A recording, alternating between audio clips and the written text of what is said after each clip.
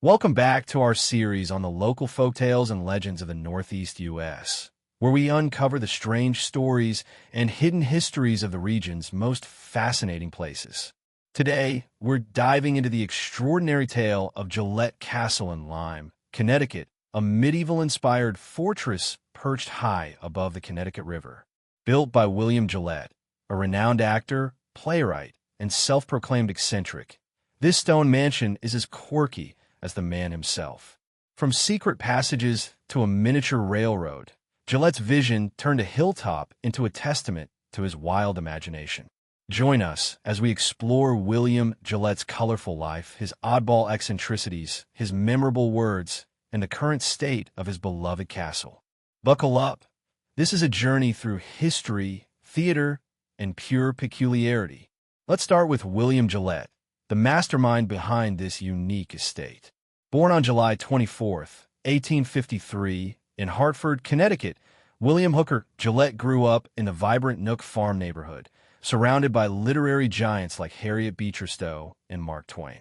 His father, Francis Gillette, was a Yale-educated lawyer, farmer, and U.S. Senator, a passionate abolitionist and reform advocate.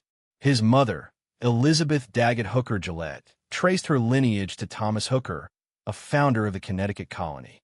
Young William was captivated by theater from an early age, building a small puppet stage as a boy to entertain friends and family.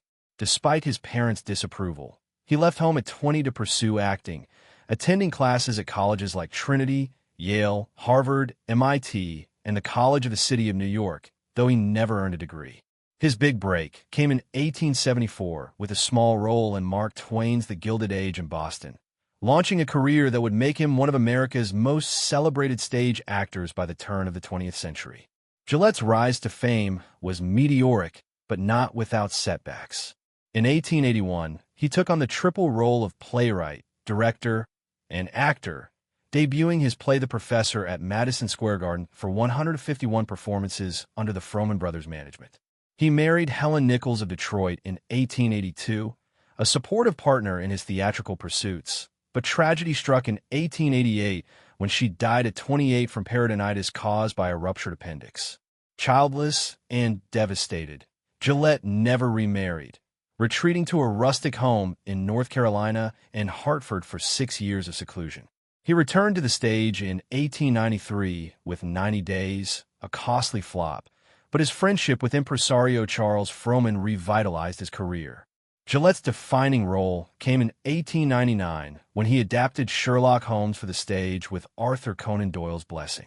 He starred as the detective over 1,300 times across 33 years, cementing his legacy.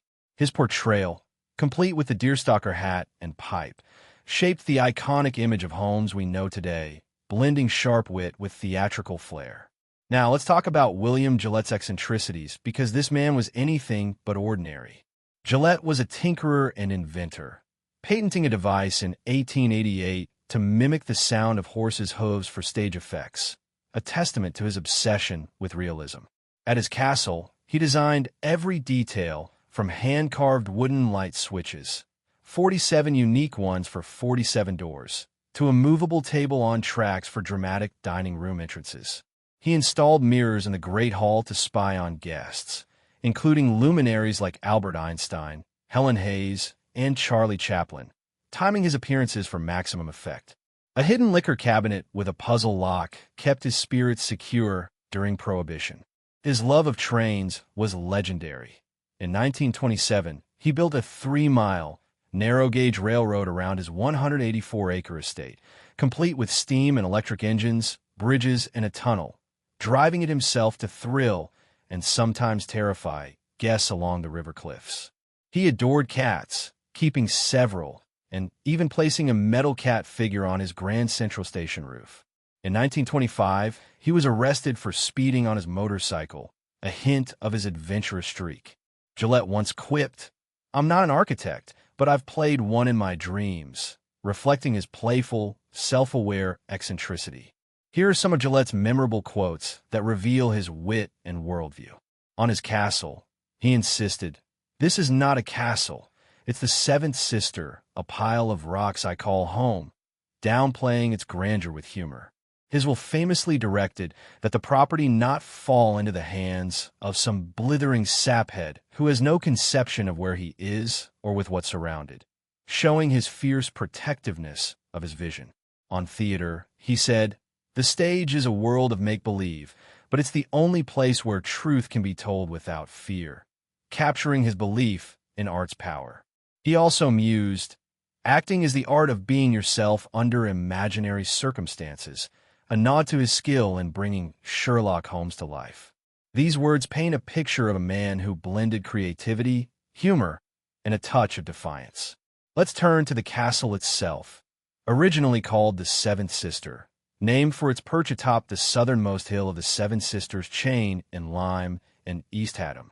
Construction began in 1914, overseen by Gillette and the Porteous Walker Company of Hartford, a firm founded by his childhood friend Robert Porteous. Built from local Connecticut fieldstone, supported by a steel framework, the 14,000-square-foot, three-story-plus tower mansion took 5 years and 20 men to complete, costing $1.1 million by 1919. Gillette added expansions from 1923 to 1926. The 24-room home blends medieval Gothic with American fairy tale flair, featuring hand-hewn southern white oak woodwork, built-in couches, and quirky touches like secret passages and puzzle locks. The grounds boasted a fish pond, stone arch bridges, wooden trestles, and the beloved railroad, with a Grand Central Station offering stunning Connecticut river views. Gillette lived there from 1919 until his death on April 29, 1937, at age 83 from a pulmonary hemorrhage. His houseboat, Aunt Polly, burned at its mooring in 1932, and its wreck later became an archaeological study in 2003. After Gillette's death, his cousin and brother-in-law tried to sell the estate at auction in 1938, but the $35,000 winning bid from a real estate broker was rejected. The state of Connecticut purchased the 184-acre property in 1943 for $29,000, renaming it Gillette Castle State Park. Initially opened to the public in 1944, it closed for a 4-year, $11 million restoration from 1998 to 2002, addressing water damage and preserving its quirky charm. Seaweed and paper insulation was even found in the walls. Today, the park, located at 67 River Road, East Haddam, with the castle in Lyme, welcomes 350,000 visitors annually. The castle interior and visitor center are open daily from 10 a.m. to 4 p.m., Memorial Day to Labor Day, then weekends and holidays through Columbus Day. Tickets, $6 for adults, $2 for ages 6 to 12, free for kids 5 and under, are available online at reserveamerica.com or at the ticket booth. Book early, as tours sell out fast. The grounds are open year-round from 8 a.m. to sunset, free to explore, with hiking trails following the old railroad bed, picnic areas, and scenic river views. Current amenities include a museum in the castle, showcasing Gillette's life and Sherlock Holmes' legacy, and a visitor center with a free exhibit, video, and scale model of the castle. The Friends of Gillette Castle State Park, founded in 1998, running a gift shop with Gillette-themed souvenirs, books, and art, offering a 15% discount to members. The historic Chesterhead Lyme Ferry, running April to November, offers a unique view of the castle from the river. Check schedules and bring cash. Note the East Haddam Swing Bridge is under multi-year renovation, so plan alternate routes via Old Saybrook or other bridges. Holiday tours run Fridays, Saturdays, and Sundays from November 28th to December 21st, 2025, from 10 a.m. to 3:30 p.m., with tickets on sale from September 2nd. Book ahead. The park's trails feature a tree walk by the East Haddam Garden Club, identifying flora along the old rail route, and the restored railroad passenger car, donated back in 1992, is on display.